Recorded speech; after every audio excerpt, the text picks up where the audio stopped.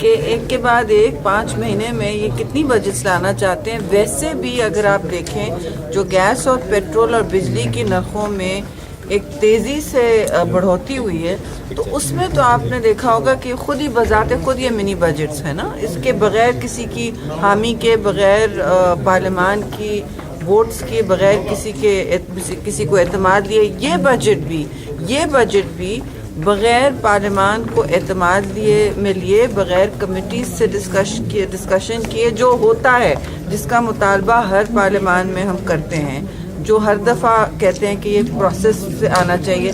یہ پروسیس اور عمل کی کسی بھی پیرائی سے بہت دور ہیں. اور پھر پوچھتے ہیں کہ اپوزیشن کیوں ہماری مخالفت کر رہی ہے. دیکھیے ہم مخالفت در مخالفت نہیں کر رہے، لیکن یہ جو تبدیلی کی سونامی ہے ہمیں تو واضح لگ رہا ہے کہ یہ ایک خوفناک قیمتوں کا طوفان بن چکی ہے عوام کے لیے. بڑھتی ہوئی قیمتوں کے نیچے لوگ چکی میں پس رہے ہیں.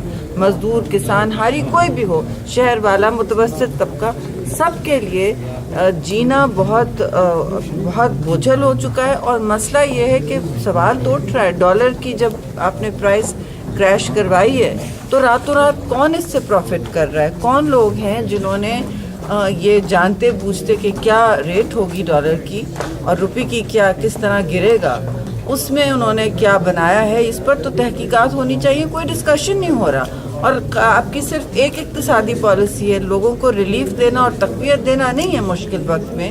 اس وقت پورے پاکستان کا چولہا نہیں جل رہا ہے، گیس نہیں ہے کہیں. اور آپ دیکھیں تقویت دینے کے بجائے جو انہوں نے کیا بلند و باغ دعوے کیے تھے، اب ان کی صرف ایک پالیسی ہے کہ کشکول لیے VIP جہازوں پہ پھر رہے ہیں. کبھی سعودی عربیہ جاتے ہیں، کبھی قطر جاتے ہیں، کبھی دوحہ جاتے ہیں، کبھی UAE جاتے ہیں، کبھی چین جاتے ہیں، کبھی ترکی جاتے ہیں. تو ان کا ہر جگہ یہی ایک عمل رہتا ہے کہ ابھی کارٹون بن رہے ہیں اس بات پر کہ بیلٹ کی جگہ جو کہتے ہیں فاسنی اور سیٹ بیلٹ، کشکول اپنی ہاتھ میں رکھ لیں، پائلٹ کہتا ہے جب ان کی لینڈنگ ہو رہی ہو.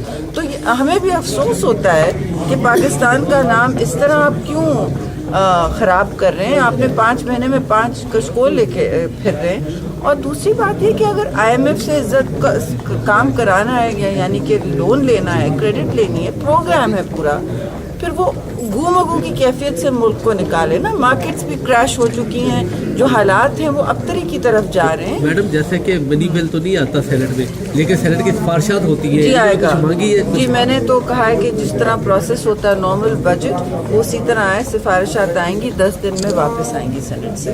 Thank you.